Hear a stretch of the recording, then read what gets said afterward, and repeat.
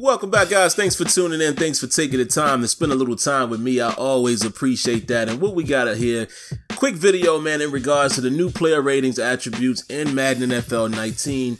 And I'm just taking a little bit of a different approach, man. Not so much about the actual rating in terms of the number. I know that's the big topic right now, or the ratings, and I think we'll be talking about that later on tonight on the Sim Standard Podcast, 8 p.m. Eastern, right here on the channel.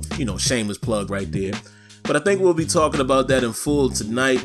But outside of that, I want to take a different approach, man, in terms of the new player ratings and attributes. This is something that I've been wanting for a very long time. A lot of people in the community have asked for this. We saw a little bit of this back in Madden 25, and it was more tailored for MUT. But they did kind of explain what some of the ratings do. Now, I think we still need to go a step further. We need more ratings to be explained, at least the ones that are the most important to gameplay. I don't expect them to break down every single rating. Now, if they can do that, great, but at least the key ratings, so we know exactly how they are being applied to the game, as well as how they are affecting the gameplay. And that's what you're going to see here with these new player ratings. They have some good explanations here in regards to what they are. So what I'm going to do here really quick, man, is read the second paragraph here, and then we'll go into the ratings or the attributes. So it says here, now that we have some real numbers to look over, the keen eyes of the Madden community might have noticed there's some new categories in play. A few of them have been mentioned in the breakdowns already, but wanted to provide some clarity as to what they signify. Some are sort of self-explanatory and all affect different moments in gameplay. Here's a list of the new player ratings attributes in Madden 19. So let's take a look at them, shall we? So you have the short route running, medium route running, deep route running, run block power, run block finesse, pass block, lead block, pass block power, pass block finesse, throw under pressure, and break sacks. So we already knew that, right? But now they're giving us some context as to what they mean. So let's take a look at them here. The short route running will provide the ability of a player to create separation when they break on short routes. So this would be slants, short digs, etc. So it's very key to know that, basically it determines how much separation they create. Okay, great. So we know that. So now when you're building your players and, you're placing guys in their certain spots and using their archetype, etc., you kind of know exactly where they excel. So I think that's a good thing. Medium route running, the ability of a player to create separation when they break on medium routes, standard out, standard in, etc. And then you have your deep route running, the ability of a player to create separation when they break on deep routes, deep posts, various play action routes, etc. Now here's my question. This is what I'll be looking to see. I'll be testing this once I have the game in hand. Can a guy still excel with a deep route running? Rating if it's very high and he's not that much of a speedster? I'll be interested to see how intricate that goes, because to me, if it definitely, shows his ability to create separation when he breaks on a deep route, a guy that's not that speedy should still be able to do that. Think about a guy like Jerry Rice, if you're thinking about way back in the day. Or think about a guy like, the kid that the Steelers drafted, James Washington. He's not necessarily the fastest guy, but this guy was known as a deep threat when he was at Oklahoma State with Mason Rudolph, because they said his ability to create separation, combat catches, etc. So I'll be interested to see, man, how this actually pans out if you have a guy that's not as fast, but he has a high deep route running. So we'll see if there's any guys like that. Maybe we can create them, via editing the roster, etc., etc. And this will, if these things start working out like that, it will make the custom draft classes very interesting for us guys who play CFM. All right, so the run block, the ability of a player to block in space. Okay, self-explanatory. Run block power, the ability of a player to block for man concept runs such as dive, stretch, etc. established at the play call screen. That's an interesting one. So now you have, different types of blocks and different type of block attributes that might work best for you for a particular play call. So again, this kind of stuff might help us create schemes and decide what type of run game we're going to have.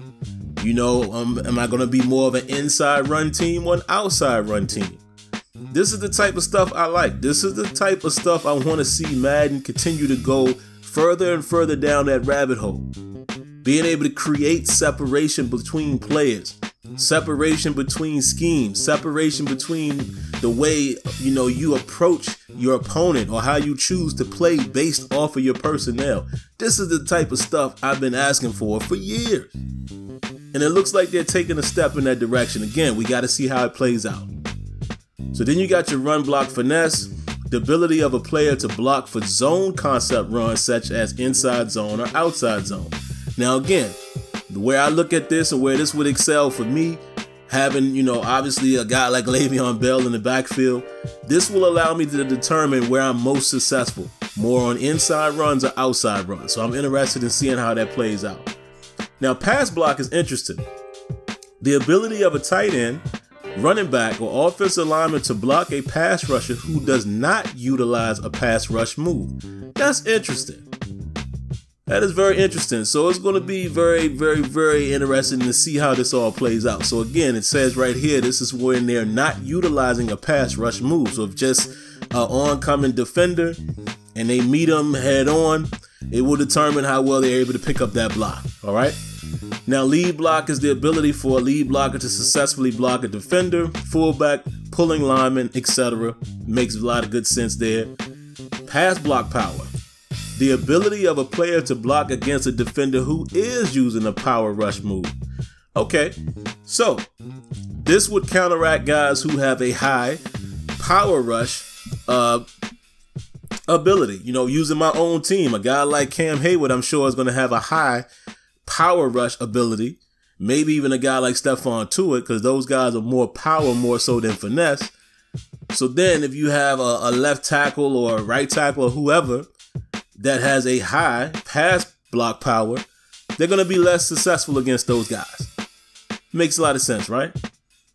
So then you have the pass block finesse, and this will be the ability of a player to block against a defender who uses a finesse rush move. So again, the pass block power, pass block finesse are more so tailored and suited towards, you know, what particular pass rush move is coming at them. And I think this creates a good opportunity to create mismatches and matchups, because if you're facing off against a Von Miller or a Khalil Mack or a guy like that, based on your guy's individual rating as a whole, you know, as far as his, I don't want to just say overall, but based on his best attributes as well as which one of these attributes would be high or low, that could create a mismatch. I like that. Now we're getting into the nitty gritty of the war in the trenches. Still a lot of work that needs to be done in the trenches though, and that's a whole nother video. But yeah, this is the kind of stuff you have to do to start creating that type of stuff that we want to see play out. And then to round it out here, man, you got the throw under pressure and the break sack. Throw under pressure determines how accurate a quarterback is when they are pressured. Self-explanatory. And break sack, how frequently a quarterback will be able to break a sack from an incoming pass rusher. Self-explanatory. So you would think guys, perhaps, you know, I don't know if he still has it the way he once did, but you know, you think about Roethlisberger back in his heyday, he still has the ability to avoid somewhat. Think about guys like Cam Newton, these type of guys, even Aaron Rodgers, the way he can maneuver in the pocket. I don't know if his break sack would be affected by that, but you kind of see where I'm going with that. So this is going to be interesting, man. But the main point of this video is we need more of this, more explanation of what the ratings do. So we that like to build our teams, whether you're a CFM guy or a MUT guy, we can fully understand what these things are doing and fully customize your team based on your personnel and utilize your plays and your play calling based on the type of team you have on field, as well as create mismatches. That's what it's all about. So it's good to see that they are offering this information. Again, I would like to see more, deeper analysis on, things like awareness and play rec and all this type of jazz.